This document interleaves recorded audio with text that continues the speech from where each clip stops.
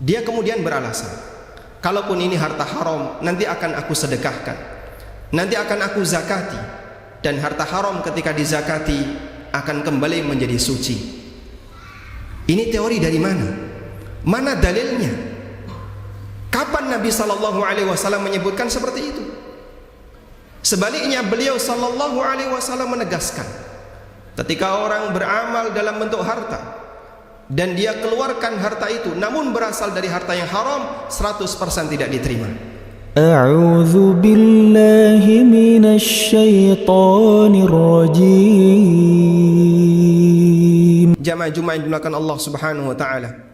Syukur alhamdulillah, layak kita haturkan kehadirat Allah Azza wa Jalla atas kemudahan yang Allah berikan kepada kita untuk melakukan serangkaian ibadah kepadanya. Dan kita berharap kepada Allah, semoga ibadah yang kita laksanakan diterima oleh Allah. Dan juga kita mohon kepada Allah Ta'ala, semoga setiap doa yang kita panjatkan dikabulkan oleh Allah Azza wa Jalla.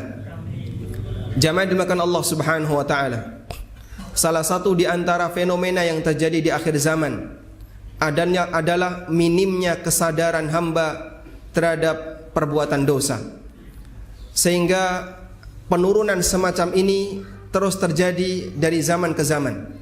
Anas bin Malik radhiyallahu anhu pernah mengatakan, innakum la ta'maluna a'malan hiya addaqu fi a'yunikum minasy'ari. Sungguh kalian melakukan berbagai macam amalan yang menurut kalian amalan itu sesuatu yang remeh, lebih remeh dibandingkan sehelai rambut. Kunna na'udduha ala ahdi Rasulillah sallallahu alaihi wasallam minal mubiqat.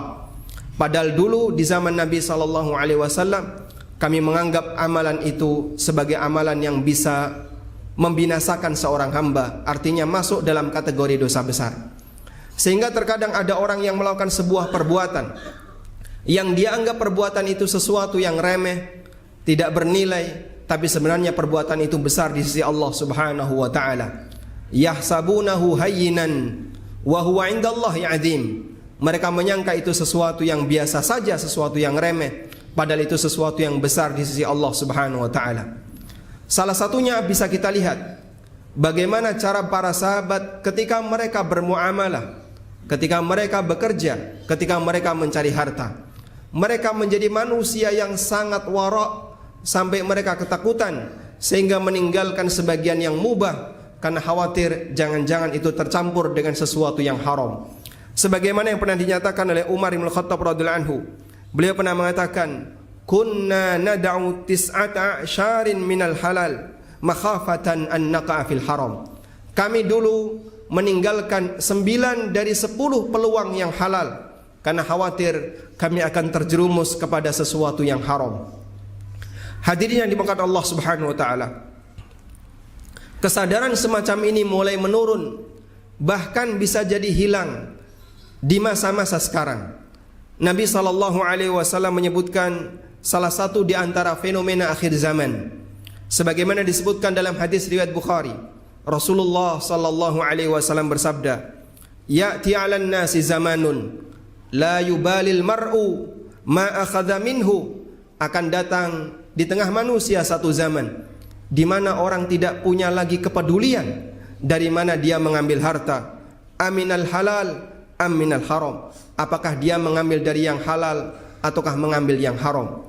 Rasulullah SAW menyebutkan hal ini 14 abad silam, dan bisa jadi jamaah saat inilah zaman yang pernah disampaikan oleh Nabi SAW.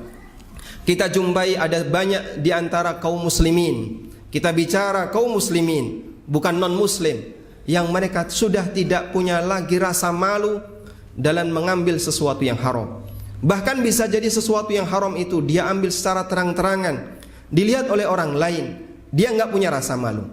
Betul apa kata Nabi SAW, manusia tidak lagi peduli. Datang satu zaman di mana manusia tidak lagi peduli ketika dia mengambil harta, apakah dia mengambil dari yang halal ataukah mengambil dari yang haram.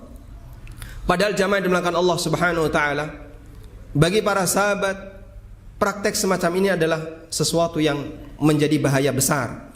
Karena itulah Aisyah radhiyallahu anha pernah mengatakan, bisa jadi ada orang yang rajin tahajud, bisa jadi ada orang yang dia rajin puasa sunnah, Bisa jadi ada orang yang dia banyak beribadah kepada Allah, tapi dia nggak peduli dengan apa yang masuk ke dalam perutnya. Aisyah radhiyallahu anha pernah mengatakan, "Innakum lataghfuluna an afdalil ibadah." Sungguh kalian telah melalaikan, melupakan ibadah yang paling afdal, yaitu al-wara. Ibadah itu adalah al-wara. Apa yang dimaksud dengan al-wara? Al-wara adalah al-khawfu ala ma yakunu dararuhu fil akhirah. Adanya rasa takut melakukan sesuatu yang berpotensi mendatangkan bahaya di akhirat. Sehingga jamaah dimulakan Allah Subhanahu wa taala, perhatian para ulama masa silam, baik para sahabat maupun generasi setelahnya, dalam urusan muamalah sangatlah besar. Karena mereka tidak ingin amal mereka menjadi hilang, ibadah mereka menjadi tidak bernilai di hadapan Allah Subhanahu wa taala, disebabkan karena mereka mengkonsumsi sesuatu yang haram.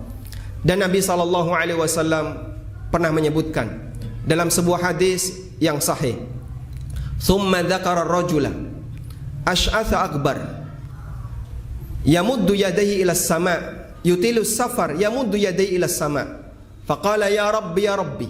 Rasulullah SAW pernah menyebutkan, ada orang yang rambutnya kusut, dia baru saja melakukan perjalanan yang jauh, kemudian dia menengadahkan kedua tangannya, berdoa kepada Allah, memanggil Rabbnya, ya Rabbi, wahai Rabbku, ya Allah, wa mat'amuhu haram, wa mashrabuhu haram, wa ghudhiya bil haram, wa malbasuhu haram, fa anna yustajabu lahu. Sementara makanannya haram, minumannya haram, dagingnya tumbuh dari sesuatu yang haram, pakaiannya juga haram, bagaimana mungkin doanya akan diijabai oleh Allah Subhanahu wa taala? Dan sebagian ulama mengatakan, sebagaimana doa orang ini tidak dipedulikan oleh Allah, maka ibadah orang ini juga bisa jadi tidak dipedulikan oleh Allah Ta'ala.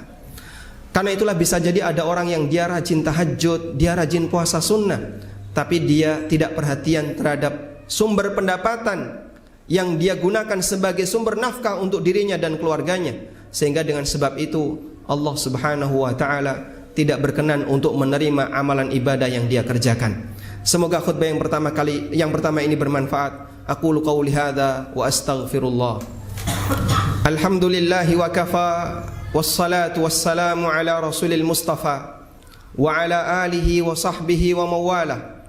Wa ashhadu an la ilaha illallah wahdahu la syarika lah, wa ashhadu anna Muhammadan abduhu wa rasuluh.